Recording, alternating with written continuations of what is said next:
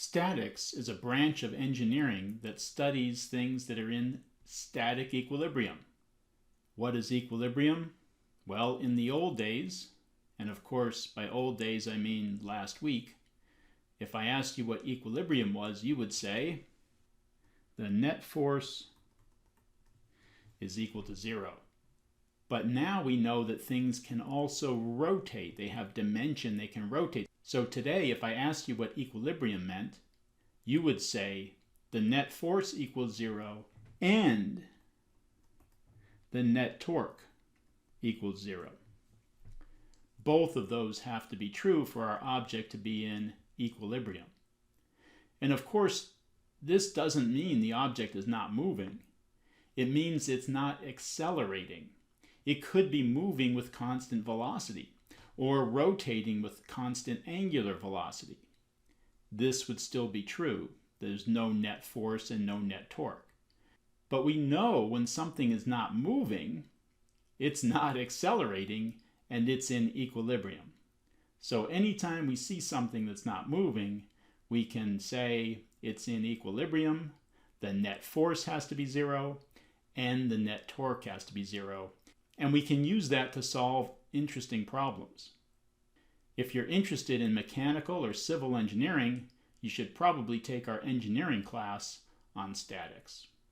Let's take a look at an example problem. We want to find the center of mass of this car. Well, what do? We park it on some scales. One scale is reading the front of the car, what the front tires are supporting, 10,415 newtons. The other scale is reading what the back tires are supporting, 11,285 newtons. And the wheelbase is 2.96 meters. So if we draw a free body diagram for our car, I'll just draw a rectangle to represent my car. It's about as good as I can do anyway. And I know there's a force acting on it here from the scale holding up the two front tires. And there's a force acting on it here from the scale holding up the two rear tires. And I know what those forces are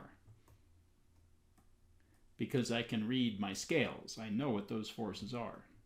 And I know the distance between them is 2.96 meters. And then somewhere there's the center of mass of the car. The weight of the car acts at that location. I'll use W for weight in this case. And this distance we'll call X center of mass, the distance from the front tire to the center of mass of the car. We're just finding the horizontal distance to the center of mass. We don't know how high up it is above the ground. We're just finding the horizontal distance of the center of mass between the two tires. So the first thing we can say is the sum of the forces has to be 0. The net force has to be 0. The car is not moving. It's not going anywhere. And so we can pick a direction. Up is positive, and I get the force from the scale on the front tires plus the force on the rear tires has to equal the weight of the car. So I can add them up and get the weight of the car.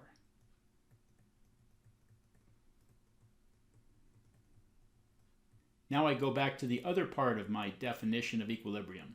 The net torque also has to be 0. And if this object is not rotating, if the net torque is 0, I can pick any axis of rotation.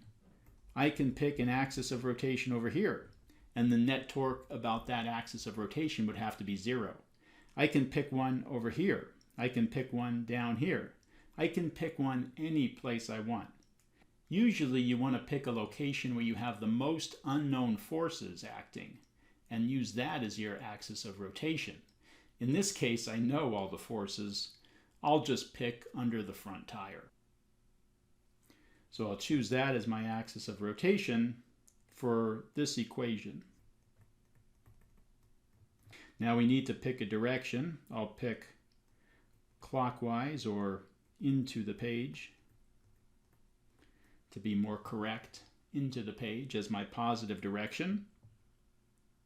And let's look at our free body diagram. Here's my axis of rotation. So I say I've got the force from the front scale times its lever arm plus the weight of the object times its lever arm minus the force from the rear scale times its lever arm has to be 0. So let's look at each of these individually. The front scale, if I extend the line of force for the front scale, it passes right through the axis of rotation. So the lever arm is 0. It produces no torque about that axis of rotation. If I extend the line of force from the weight, the lever arm is the perpendicular distance to the axis of rotation, which is what I'm trying to find, x center of mass. And if I extend the line of force from the rear scale acting on the tires, I get the length of the car, the wheelbase of the car.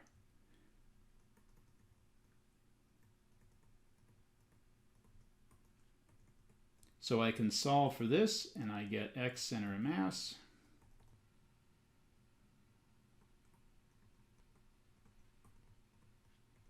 I get 1.54 meters.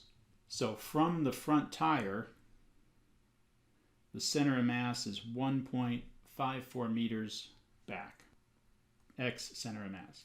It's not quite in the center of the car. If these two scales read the same value, the center of mass would be right in the center, halfway between the two wheels. But it's a little closer to the rear of the car.